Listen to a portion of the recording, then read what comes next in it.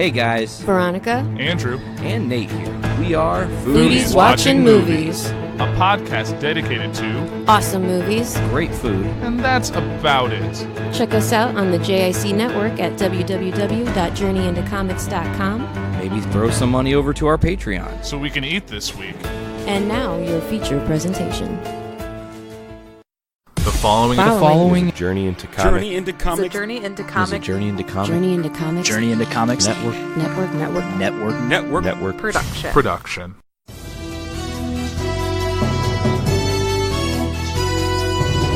We interrupt the Journey into Comics network feed for this late-breaking edition of Puhr News, featuring Andrew Puhr. Welcome back, ladies and gentlemen. This is Puhr News, the show covering everything news-related that's not fun for anyone to listen to. This is your political news, your international news, things that aren't sometimes the happiest stories to talk about. But I am Andrew Puhr, I'm your host, and I'm here to bring them to you every other week opposite Puhr Entertainment. This is day 2 of my slow takeover of the Journey into Comics network, so I'll definitely see what happens tomorrow and the next day and the next day and the next day. I'm still a little sick, as you can see, I probably sound a little congested. I am still shaking off this cold I've had for a week and a half now, so just bear with me as I get through some news for today. And first things first, before I really get into the news, something happened probably a couple months ago with Chris Plant from Kids for Sale. Said, hey, Puhr News should talk about, like, stocks and bonds and all that stuff. More adulting, like, finance money, all that. I have never done anything with that, so at my bachelor party, one of my friends was like, hey, you should check out this app. It's called Robinhood. You put a little money in, and then you just invest stocks and buy and trade and all that. So I was like, oh, sure. So I threw a little bit of money in and got into managing a few stocks. And before you even think about really doing this, it's nice if you do it with your friends. Like, if you sign up through their link, you get a free stock your choice, and there's a 1 in 300 chance you get, like, an Apple or a Google or, like, one of those really high-value stocks, but I didn't do that. I put just barely money in. I have 4 different stocks right now. I have a stock in Groupon, which is what they gave me. That's the stock that I got for free when I signed up through my buddy's link. And then I have a stock of Ford Motor Company, just because gotta support the auto industry. One stock of Kronos, which is a medical marijuana company, which has been doing great for me. And then Sirius XM. It's their short is Siri, which throws me off. And then some Sirius XM stock. And if you are a person who just stresses about your money and don't want to see it fluctuate, don't get into stocks, because I'll pull this app open 5 or 6 times a day, and I'm like, it's down, it's up, it's down, it's up. Should I sell? Should I buy? So don't do it. I think I need to sell off and just have like $20 in stocks. Just have like my 1 stock of Ford and maybe my 2 stocks of Groupon and just leave it at that. But I don't know. But actually, today my Ford stock is actually doing really well. I bought in at like $8.20, and now it's sitting at $9.34. So like I'm up like $1, which is not a lot of money, but it's exciting, especially like when I bought in that Chrono stock. It's like $10. It's on the rise, and now it's sitting at under $8. I'm like, oh gosh. But so the thing about stocks, just don't do it to get rich. If you need the money like tomorrow, it's not like playing like the lottery. You're not gonna get big gains overnight. It's up and down and up and down and up and down, and you just need to be patient. So definitely don't have the temperament for this. But so far, everything else seems to be going pretty good. I'm still positive money, which is good. Not like when you're gambling, when you're like, I'm up and then I'm down. But it's the same kind of idea. Just know when to get out, and if you don't miss the money, just leave it in there and just see what it does after a month or 2 months or half a year, whatever you want to do. I mean, some people don't touch this for years on end. This is like your 401k, but I'm still getting used to it. I'm definitely going to reduce down. I have $50 in here now, and I'm probably going to stick it at $25 for a while, just because it's less to worry about. Like, if I lose $25, it's not a big deal. If I lose $50, it's like, it kind of sucks, but could be worse. Like, one of my buddies has like $1,000, and I'm like, I don't like that. Because you have $1,000 of money that's there, but you have no access to it. Because once it's in the app, it's kind of locked in there until you sell, and then that's sit in your account for a few days because it's so you don't use it to money launder, so you can't like put a bunch of money in there and then pull it back out to wash the money. So yeah, all that fun stuff. But speaking of money, I'll get into the news of this show, and that involves some stuff that happened last week for people who, like I said, play the lottery. So 2 Powerball winners reported for Saturday's $688 million jackpot, the 4th largest in U.S. history. Now, Powerball players in Iowa and New York are waking up a lot richer on Sunday following Saturday night's massive drawing. Winning tickets were sold at those states for the game's top prize, according to the official Powerball website. The jackpot was originally estimated at $750 million, but worked out to $687.8 million by the time of the drawing. The jackpot is the 4th largest in U.S. history. The number picked in Saturday night's drawing were 8, 12, 13, 19, and 27, with a Powerball of 4. The drawing came 4 days after someone won a $1.537 billion Mega Millions jackpot, the 2nd largest prize. That ticket was sold in South California. I don't know whether to say South California. California is only one state for now, and the southern area of California. I don't know. It's not 2 states. Just call it. Oh no, sorry. I totally misread that. It was South Carolina. I'm tired and I'm a little sick. I totally misread that. Ignore my rant. South Carolina. Okay, moving on. No one had won the Powerball jackpot since August 11th, and the odds of matching all 6 numbers and taking home the grand prize were 1 in 302.5 million. The $688 million prize refers to the annuity option paid annually over 29 years. Because of Saturday night's winners, the estimated jackpot for the next drawing on Tuesday is $40 million, the Powerball website said. Hey, I'd still take $40 million any day. Doesn't have to be I'll take $1 million. I'll take $500,000. I'll take any sum of money winning. Just give me. And getting out of this to more straight into political news, which is this article from Politico. The powerful weapon House Republicans handed Democrats. A GOP rule change handed unilateral subpoena authority to many House committee chairmen. Democrats cried foul, but now they hope to use it against Trump. So Democrats eager to investigate the Trump administration if they seize the House would have the GOP to thank for one of their most potent tools, a sweeping subpoena authority that Democratic lawmakers denounced as an abuse of power grab 3 years ago. House Republicans changed the rule in 2015 to allow many of their committee chairmen to issue subpoenas without consulting the minority party, overriding Democrats' objections that liken the tactic to something out of the McCarthy era. Now, the weapon that the GOP wielded dozens of times against President Barack Obama's agencies could allow Democrats to bombard President Donald Trump's most controversial appointees with demands for information. And many Democrats are itching to use it. The Republicans have set the standard, and by God, we're going to emulate that standard, Rep. Jerry Connolly, Democrat from Virginia, told Politico. Oversight would be one of the few concrete goals the Democrats would accomplish with control of only one chamber of Congress and Trump still in the White House. They have a long list of potential targets, including likely demands for Trump's tax returns and probes into cabinet members such as Education Secretary Betsy DeVos and Interior Secretary Ryan Zinke. Zinke? Yeah. Before the 2015 rule change, most House subpoenas needed at least some bipartisan cover, requiring a majority vote of committee members and a consultation with the panel's ranking member. The change erased those requirements and allowed the chairman to proceed unilaterally, although the exact rules vary by committee. Of the 21 standing committees in the House, 14 allow their chairman to issue subpoenas on their own initiative, according to the Congressional Reach Service. Officially, House Democrats haven't said whether they will keep the subpoena authority if they end up in charge, but 3 years ago, Democrats slammed the move as an abuse of the minority party's rights and break with generations of tradition. Once they warned they would lead to long-term consequences. It says a terrible precedent would likely become a permanent fixture for the committee. New Jersey Rep. Frank Pallone, the top Democrat on the Energy and Commerce Committee, said at a January 2015 hearing, "I think that subpoena authority is a powerful authority and should be only used as a last resort." 16 Democratic ranking members blasted the move in a February 2015 letter, warning that the move evoked the abusive model of unilateral subpoenas used by the likes of former Senator Joe McCarthy and the former House Oversight Chairman Dan Burton and Darrell Issa. Even some Republicans worry that giving committee chairmen subpoena power would eventually come back to haunt them. I thought it was a mistake then, but they did it. Retiring Rep. Joe Barton, Republican of Texas, told Politico in a recent interview, "It's a powerful tool. You should either vote on it or it should be bipartisan." But such warnings fell on deaf ears amid GOP accusations that Obama's agencies were blocking or slow-walking their oversight efforts. One of the most aggressive to the use of the new authority was House Science Chairman Lamar Smith, who issued dozens of subpoenas to the Obama administration.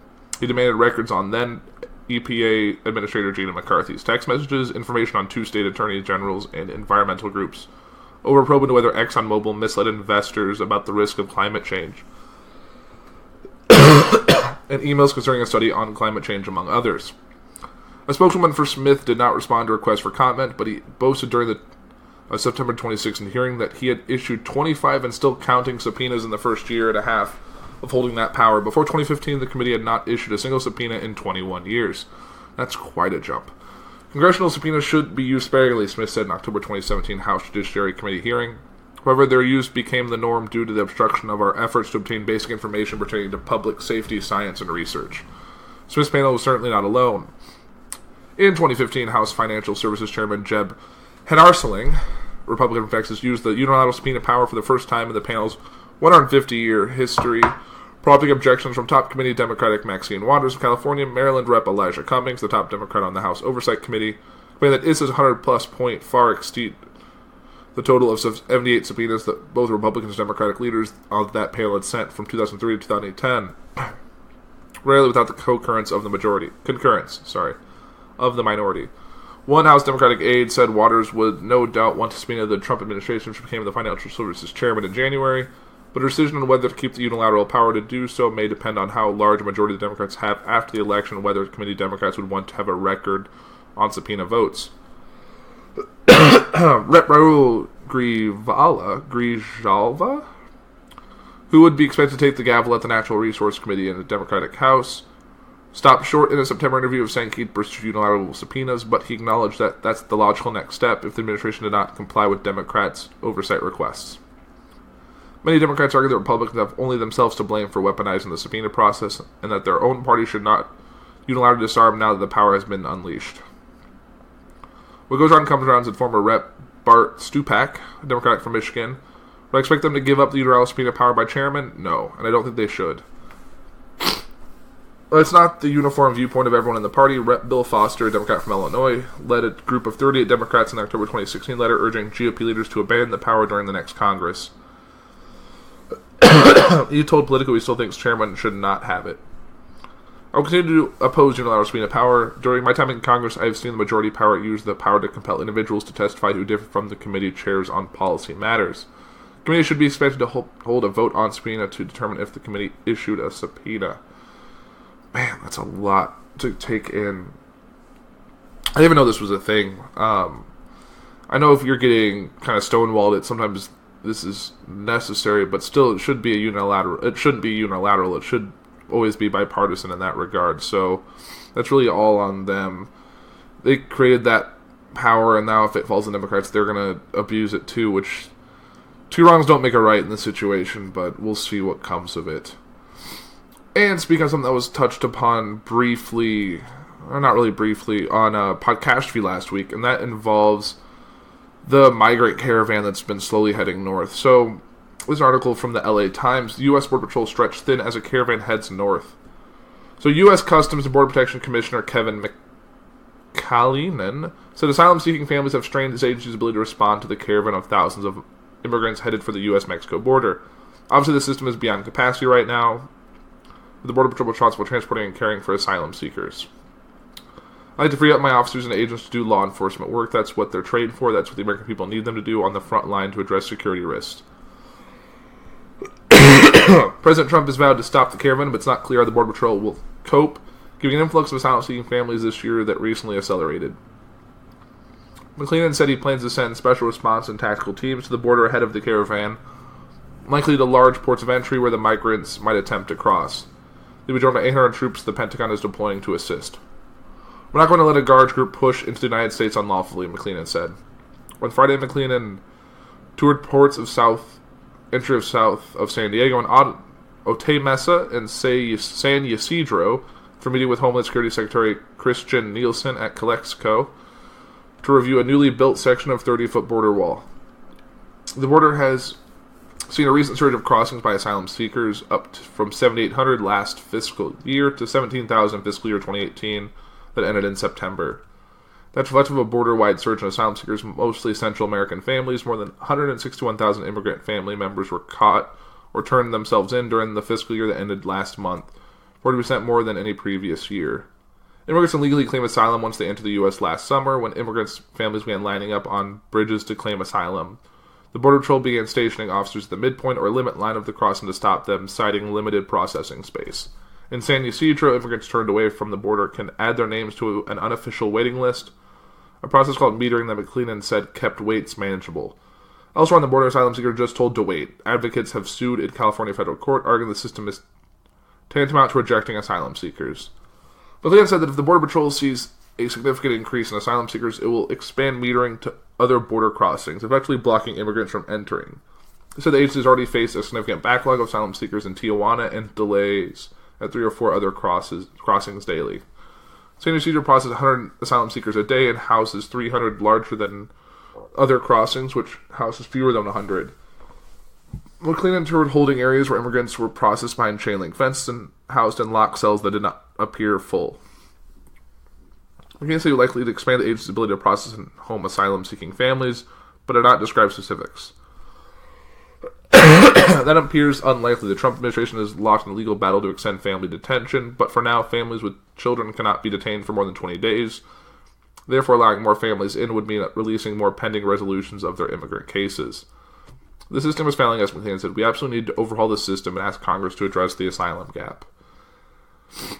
I definitely think that large influx is definitely going to cause a strain on the borders. Like, you can't just let 10,000 people in.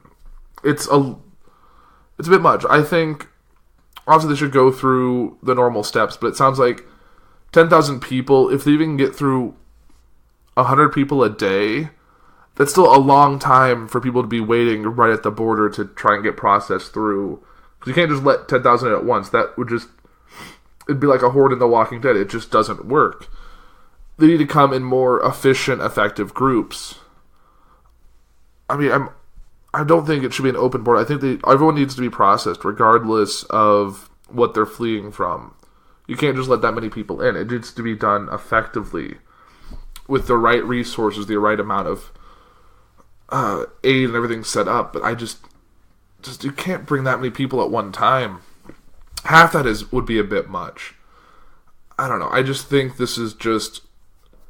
And then we're going to see people sitting there, not starving, but sitting there in poor condition. We've seen the people behind chain link fences, like people that aren't necessarily prisoners, but they're being locked in a chain link fence holding like a dog that's being abused outside. But I really don't know my thoughts on this yet. I can understand fleeing the environment that you're dealing with back where you're from, but I think that you're just asking for more trouble and more chaos. And like they said on Moncastry last week, all it needs is someone misreading a situation and one shot being fired or one rock being thrown to cause a bloodbath that would just change our view with the U.S.-Mexico relations or everything regarding that southern border. I honestly hope everything processes smoothly, but I think this is all going to take time. You can't just expect 10,000 people to get processed in a day. And you can't say, I need all of my family with me that you brought with you, because that's even more processing. You can't just let that family in, because then you have to let every other family in, and no one's going to go. Not many people are coming just by themselves. People are coming with their family and their extended family and their brothers and sisters and cousins and children, and it's just, we need to just slow this thing down and do this more efficiently. So we'll actually see what happens there. And staying with the same story, a militia group plans to head to the U.S.-Mexico border to stop the migrant caravan. This is despite the caravan still being over 1,000 miles away. Militia groups and far-right activists are geared up to head to the Mexican border to try and stop a migrant caravan from entering the United States, as conservatives and the far-right escalate their warnings about the supposed danger it poses. Earlier this week, the Border Patrol warned landowners in Texas they could expect possible armed civilians on their property because of the news about the caravan. The exact details of when and where the militia would deploy are unclear, but one militia leader told the Associated Press that they would have upwards of 100 members guarding the Mexico-Texas border. They're just laughing in our face. Shannon McGauley, president of the Texas Minutemen, said, A free-for-all in America, another militia supporter, Monica Murrin from Oregon, said that she raised around $4,000 online to help militias with supplies and equipment. I see young fighting-age men who do not look like they're starving. They look like they're ready to fight, Murrin told AP. We are trained, but we're not hotheads. We're not out there to shoot people. Militia members, as well as other foreign activists and patriot, quote, groups, have pounced on the Trump administration's rhetoric about the caravan, including that it might be funded by George Soros and included ISIS terrorists. Naturally, there is no actual evidence to back this up, and misinformation about the caravan is rife online. According to one senior administration official who spoke to the Daily Beast, however, the Trump administration is aware of its own mistruths, but it doesn't matter as long as it drums up Republican support for the midterms.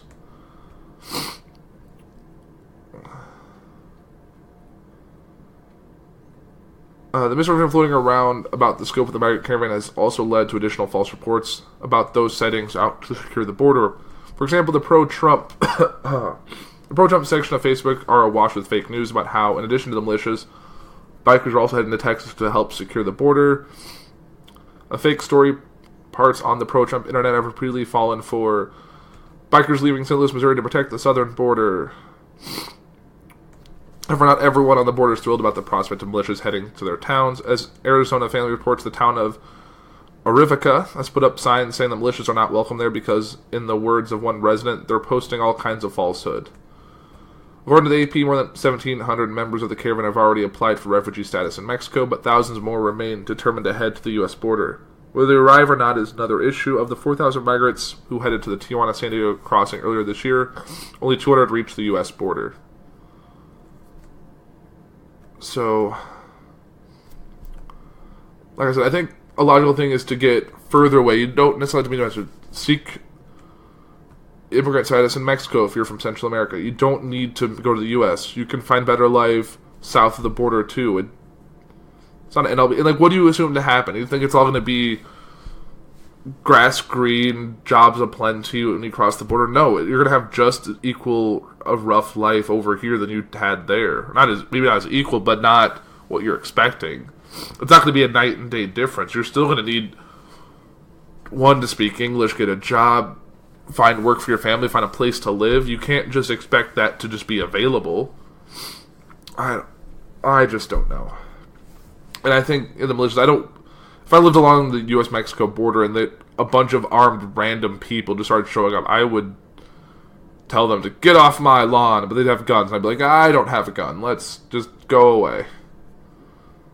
Go across the border and defend it. Don't have to stand on this side. We're not trying to perfect from White Walkers here. Just get going. And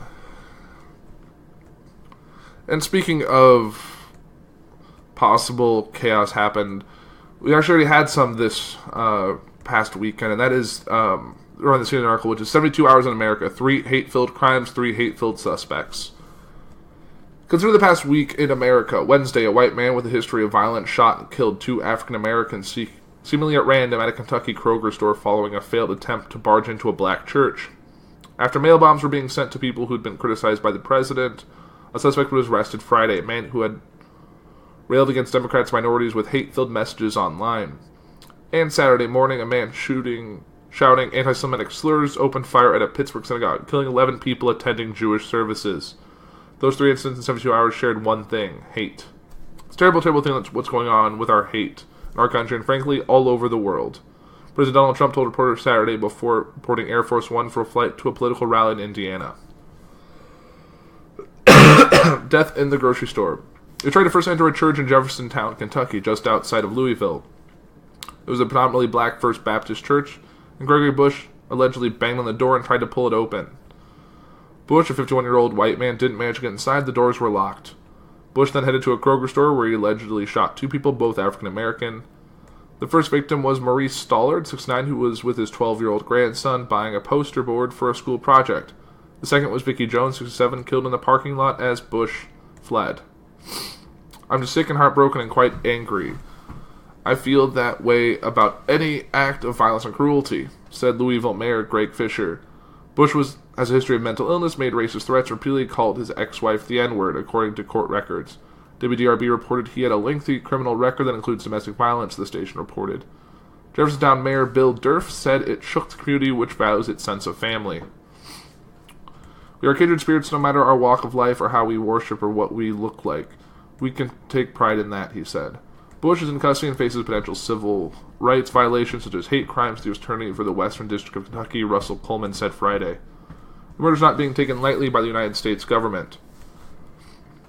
Terror in the mail. When the Kentucky shooting happened, the nation was getting nervous about an increased number of suspicious packages being sent through the mail.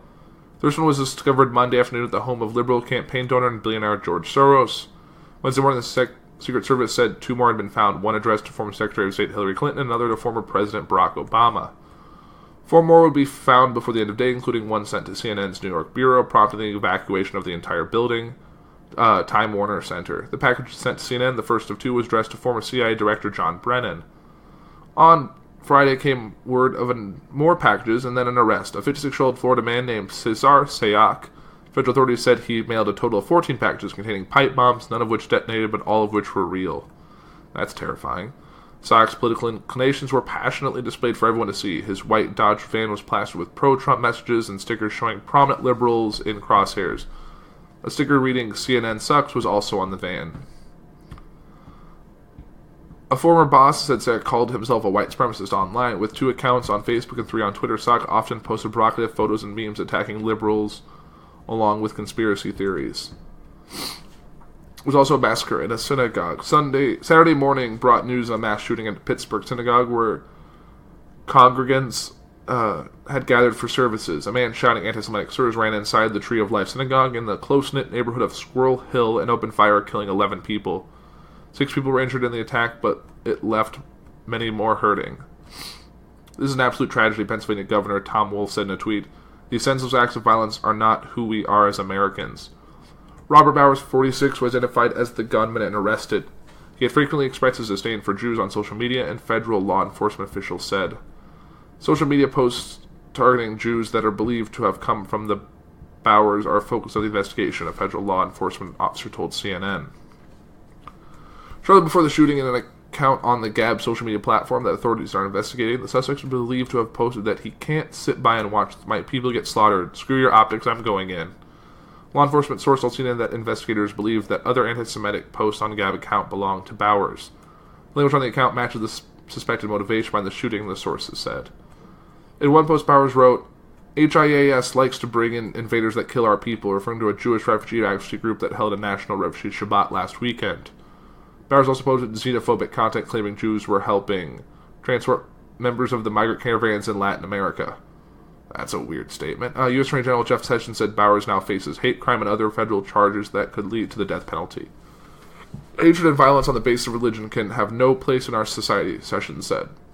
These alleged crimes are reprehensible and utterly repugnant to the values of the nation. Now what comes next? Trump told reporters at Joint Base Andrews in Maryland that the shooting in Pittsburgh was a terrible, terrible thing. He offered support and sympathy in messages on Twitter saying all of America is in mourning following the massacre. The evil anti-Semitic attack is an assault on humanity. It will take all of us working together to extract the poison of anti-Semitism from our world. We must unite to conquer hate, the president wrote. Sessions promised to bring the full force of law against anyone who would violate the civil rights of the American people. Hundreds gathered for a vigil Saturday night in Squirrel Hill to mourn the victims of the synagogue shooting and show support for the Jewish community. We'll have so much more in common than we have to differentiate us, and I think rights like tonight remind us of that. An interfaith service also took place at 6 Presbyterian Church in Squirrel Hill on Saturday night, KDKA reported. Mourning will continue as communities all over the country wake up Sunday to practice their faith. They'll watch football games. The Pittsburgh Steelers have home games Sunday and the crucial Game 5 of the World Series. Sunday morning talk shows will try to dissect the events of the past week and what it will mean for America's future. But the victims will relive their tragedies long after those hate-filled 72 hours. Yeah, my hearts go out to all the families of all the victims. It's tragedies that aren't necessary. I feel like in this divided America that we're kind of in now, with people with such thin skin and overzealous nature that are causing these things to happen, and people just need to just accept each other for who they are and just move on. You don't need that much hate in your life. It's kind of ridiculous. and this is the final thing I want to talk about tonight is regarding an article from Politico with it. Subdued Trump tones rhetoric down just a little bit at Illinois rally. President Donald Trump, by his own admissions, toned down his fiery political rhetoric at a rally in southern Illinois on Saturday evening after a fatal mass shooting at a synagogue in Pittsburgh. The president delivered a few of his trademark blistering attacks on his political rivals or adversarial groups during his rally at the 8,000-seat Murfreesboro Airport hangar to boost statewide political allies ahead of the midterm elections, delivering a largely aspirational address. Although Trump frequently insults the members of the media on the site to cover his remarks, the president resisted criticizing them directly on Saturday, likening the reporters to Hollywood paparazzi instead of enemies of the people. Look, this is like the Academy Awards. Look how many cameras they have back there, Trump said in a tepid response instead of a usual rousing cheer and chant against the assembled media. It's the Academy Awards. We are in the Academy Awards. After the briefest of mentions of Hillary Clinton, his 2016 presidential opponent, Trump appeared to wave away a crowd's attempt to start a lock her up chant. The president did assail Democratic Massachusetts Senator Elizabeth Warren, but it was a mild attack in which he conceded he couldn't use his trademark moniker for her since she took an ancestry test. No, I can't use Pocahontas anymore, he just declared wistfully. He mentioned Maxine Waters, but without attacking a further insult. There was no verbal lashing of crying Chuck Schumer. Earlier, even the president had told reporters to expect a more muted rally performance. I'll have a very much different tone tonight, Trump said after arriving at Southern Illinois Airport, according to a Puhr report. I would like to be able to have a tone that I have because I feel very strongly about it, and I have had much different tone, frankly, if the press was even-handed. If the press was fair, I'd have a much different tone all the time. Trump was less diplomatic in his public statement after a series of bombs were mailed earlier in the week that targeted CNN and several high-profile Democrats, but Saturday's shooting affected the president deeply, he told reporters. 11 people died during a gunman's rampage at the Tree of Life Synagogue in Pittsburgh, heavily Jewish Squirrel Hill neighborhood. Earlier Sunday, the deadliest synagogue attack in American history, 7 were injured, including 4 law enforcement officers and the suspect. You feel differently when you're president, you're in charge, and you see something like this. The level of pain is incredible, Trump said, according to a Puhr report. Still, Trump's more subdued hour on stage might not have been enough to satiate a prairie state audience hungry for the flame-throwing oratory the president has employed at rallies in the other battleground districts over the past several weeks. If you don't mind, I'm going to tone it down just a little bit, Trump said roughly 10 minutes into his remarks. Is that okay? When the crowd resignedly responded in the negative, the president said, I had a feeling you might say that. Now he's just, complaining oh, woe is me, I can't be my usual self because of all this tragedy, and I just want to bluster around and do my usual shtick, but, yeah, you can't have it both ways. You can't be oh, because of all this stuff I can't be myself, and then have people sympathize for you. No, just be the president, be civil, just do your job, and you don't need to the locker up chant it's been 2 years, just chill. I'm sick of that stupid thing. What was he gonna lock her up for? If she had something worth locking her up for, he would have done it already.